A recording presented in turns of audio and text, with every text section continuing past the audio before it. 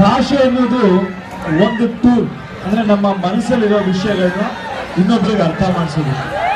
ಜಗತ್ತಿನಾದ್ಯಂತ ಎಷ್ಟೋ ಸಾವಿರ ಅಥವಾ ಲಕ್ಷಾಂತರ ಭಾಷೆಗಳಿರ್ಬೋದು. ಆ ಭಾಷೆಗಳಲ್ಲಿ ನಾವೆಲ್ಲರೂ ಹುಟ್ಟಿದಾಗಿಂದ ನಮ್ಮ ಅದೃಷ್ಟ ನಾವೊಂದು ಭಾಷೆ ಮಾತಾಡ್ತೀವಿ, ಅದೇ ಕನ್ನಡ. ನೋಡಿ, ಆ ಭಾಷೆಗೆ ಎಷ್ಟು ಸೆಳೆತ ಇರುತ್ತೆ, ಅದಕ್ಕೆ ಏನು ಶಕ್ತಿ ಇರುತ್ತೆ ಅಂದ್ರೆ, ಈ ನಮ್ಮ ನಾಡು ನುಡಿ ಕನ್ನಡ ನಾಡಿನ ಬಗ್ಗೆ ಈ ನಮ್ಮ ನಾಡಗೀತೆ ಕೇಳ್ತಿದ್ರೆ ಪ್ರತಿ ಸಲ ನನಗೆ ಮೈ ಜುಮ್ಮನಂತೆ ರೋಮಾಂಚನ.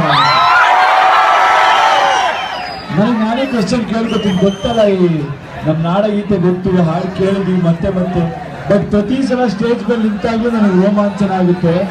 ಅದಕ್ಕಿಷ್ಟೇ ಕಾರಣ, ಅದು ಬರೀ ಪದಗಳಲ್ಲ, ಅದರಲ್ಲಿ ಬರೋ ವ್ಯಕ್ತಿಗಳ ಹೆಸರು, ನಮ್ಮ ರಾಜ್ಯದ ಜಾಗಗಳ ಹೆಸರು, ಅಥವಾ ನಮ್ಮ ಸಂಸ್ಕೃತಿಯ ಒಂದು ನಿದರ್ಶನ ಆ ಒಂದು ನಾಡಗೀತೆಯಲ್ಲಿದೆ.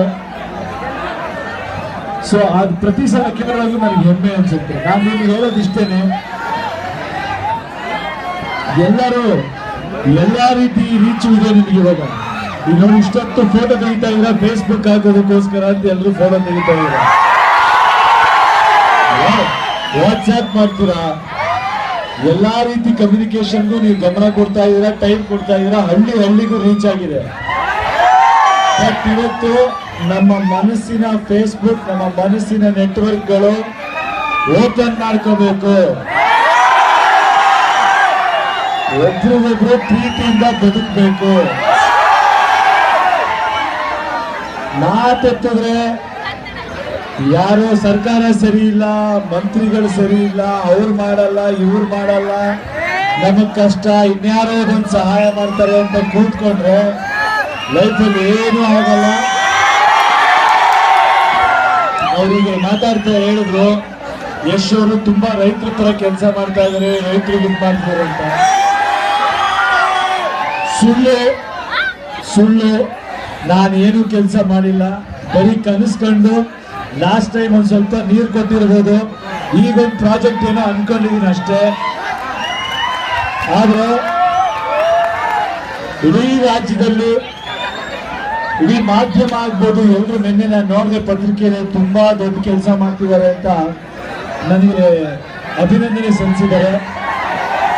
ಮನಸ್ಸಾರೆ ಸತ್ಯ ಹೇಳ್ತೀನಿ ಕೇಳಿ, ಆ ಅಭಿನಂದನೆಗೆ ನಾನು ಅರ್ಹನಲ್ಲ. ಯಾಕಂದ್ರೆ ಮಾಡಬೇಕಾಗಿರೋದು ಇನ್ನೂ ತುಂಬಾ ಇದೆ. ಮಾಡಿದ ಮೇಲೆ ಆ ಒಂದು ಹೆಸರು ಹೇಳಿದ್ರೆ ನಾನು ತಗೋತೀನಿ. ಅಲ್ಲಿವರೆಗೂ ಬರುತ್ತೆ ಅಂತ ನೋಡಿದರೆ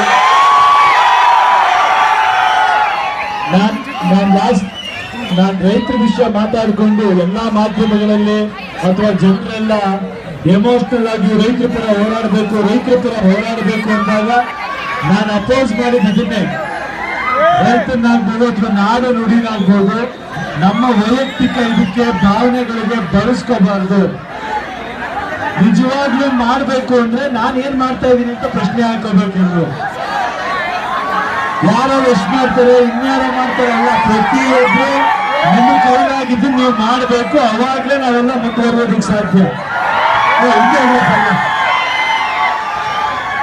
ಇದೇ ಸಾಹಿತ್ಯ ಪರಿಷತ್ನ ಕಾರ್ಯಕ್ರಮ, ಡಿಗ್ನಿಟಿ ಇರಬೇಕು, ದಯವಿಟ್ಟು ಹೋಗಿ ಅಲ್ಲ.